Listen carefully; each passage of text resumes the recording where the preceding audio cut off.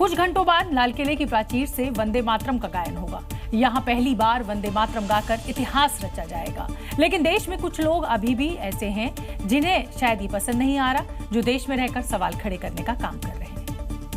जो उनकी असली मानसिकता को दिखाता है, वो दिखाता है कि कैसे खाते तो देश का हैं, लेकिन जहां देश के सम्मान की बात होगी वो अंतिम पंक्ति में भी खड़े नजर नहीं आएंगे। ऐसे ही लोगों में शामिल है समाजवादी पार्टी के नेता अबू आजमी, जिन्हें वंदे मातरम से शायद चिढ़ है, जो इस गाने को जबरदस्ती थोपना बता रखे हैं।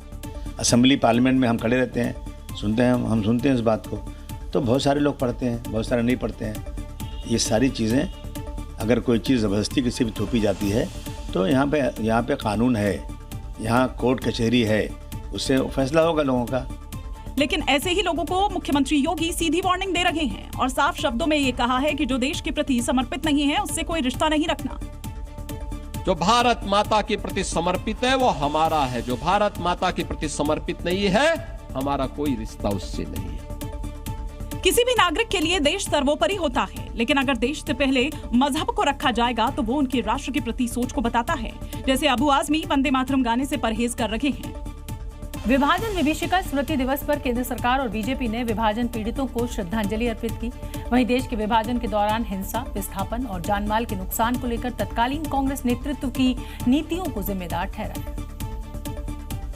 बीजेपी के राष्ट्रीय अध्यक्ष नितिन नवीन ने विभाजन त्रासदी को लेकर कांग्रेस पर हमला बोला। कल देश को बांटने का काम किया था, आज समाज को बांटने का काम कर रहे हैं। इनकी रीति और नीति में कोई परिवर्तन नहीं आया है मित्रों। सीएम योगी ने कहा कि एकता की कमी की वजह से इतिहास में वो दिन देखना पड़ा। वह सब कुछ था, कमी थी तो एकता की कमी थी। एक दिशा में, एक स्वर में, एक साथ चलने की कमी थी। हम बटे थे और इसीलिए तो कटे थे।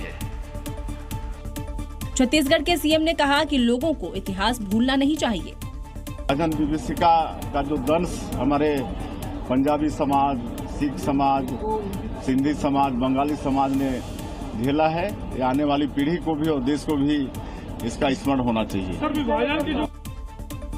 स्वतंत्रता दिवस से पहले देश भर में तिरंगे की शान और देशभक्ति का रंग दिखाई दे रहा है। जबलपुर से जम्मू कश्मीर, वाराणसी से पलवल और बस्ती तक अलग अलग जगहों पर तिरंगा यात्राएं निकाली गई। कहीं नदी में तिरंगा लेकर यात्रा हुई तो कहीं छात्राओं ने हाथों में राष्ट्रध्वज थामा और हाथों में तिरंगा लिए हर तरफ देशभक्ति के जोश वाली तस्वीरें अलग अलग जगहों से सामने आ रही हैं।